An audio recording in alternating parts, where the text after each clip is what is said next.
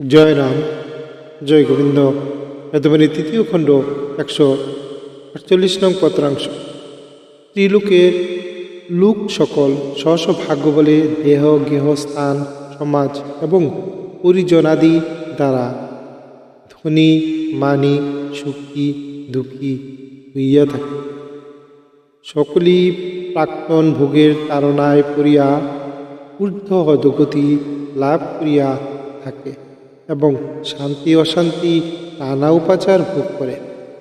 ইহা সকলে দণ্ড বলিয়া জানিবেন। চিন্তা শ্রীবৎস নল হৈমন্তী হরিশ্চন্দ্র শৈবা হরিদাস বেহুলা লক্ষিন্দরেরাও এ ভাগ্যের ভোগ পূর্ণরূপে ভোগ করিতে বাধ্য হইয়াছে। এসব নববর্ষের কর্তা হইয়াও নানারূপ লাঞ্ছনা মুখান্তে দেহমুক্ত করিয়াছেন।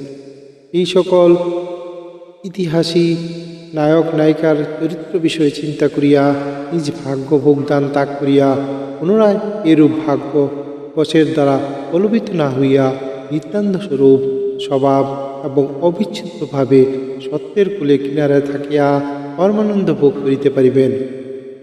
এই অবস্থায় পুনরায় অদৃষ্ট রূপ ভোগের দেহ ভোগ করিতে হয় না জানিবেন। ভাগ্যে যাহা যার আছে তাহাই কেহই ন্যূনতীত করিতে ক্ষমতা রাখেন না। পাণ্ডবদের বিষয় চিন্তা করিলে জানা যায়, স্বয়ং ভগবান আশ্রয় দিয়েও পাণ্ডবদের ভাগ্যবল অপসারণ করিতে পারে নাই। স্ব ভাগ্যবল উপভোগ করিতে হইয়াছে। যাহার ভাগ্যে যাহা আছে তাহাই ইচ্ছায় অনিচ্ছায় ভোগ করিতে হইবে।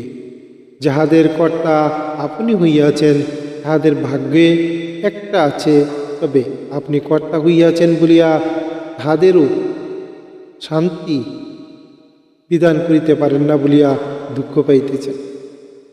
সর্বদই সকল অবস্থায় সহ্য করিতে চেষ্টা করিবেন। ভাগ্যে যদি থাকে তবে আপনার বাড়িঘর করিতে পারিবেন, না থাকিলে কি ক্রিয়া করিবেন ইহাকে বৃথা চিন্তা বলিয়া জানিবেন।